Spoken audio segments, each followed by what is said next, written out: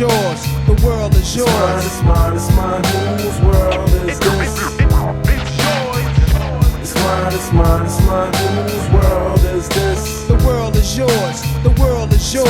It's mine, it's mine, it's mine. I sip the So last video I talked about Snoop Dogg's Doggy Style, and I'm actually gonna go back to the East Coast and talk about Nas's Illmatic, because this came out like a few months after Doggy Style came out, and this album is really, really important in terms of hip hop. It's probably considered like it's up there as like one of the top classic hip hop albums to ever be made and ever will be made. So Nas's Illmatic, it's again like when we look at East Coast and West Coast hip hop, every time I focus on an East Coast album, I always say that's a huge contrast from West Coast, because it is. Like every single East Coast album that comes out is typically a huge contrast to West Coast hip hop, and when this album came out, and it just kind of proved like the divide between East Coast and West Coast hip hop. Along with it being like a huge differentiation from West Coast hip hop, it actually is a huge contrast from East Coast hip hop in its own self, even though it is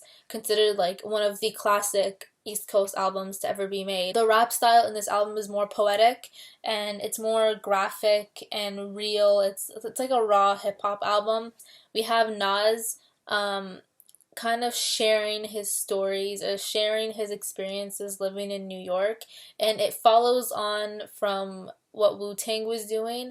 Like I said, Wu-Tang was one of the first groups to represent New York in a way that was kind of like less like funk styled and more like more of a harsher reality, and Nas takes that same element of making an East Coast album and representing New York in more of a harder place to live. So this album narrates Nas's life living in Queensbridge, and it shows kind of like the inner city life living in New York. This album is more personally revealing towards Nas. What the album does, or what the themes of this album do, is that it was shaping up the perception of hip hop. This album is kind of going against what typical hip hop was perceived at the time. So there's no talk about, you know, being a gangster, or using guns, or using drugs, or using violence.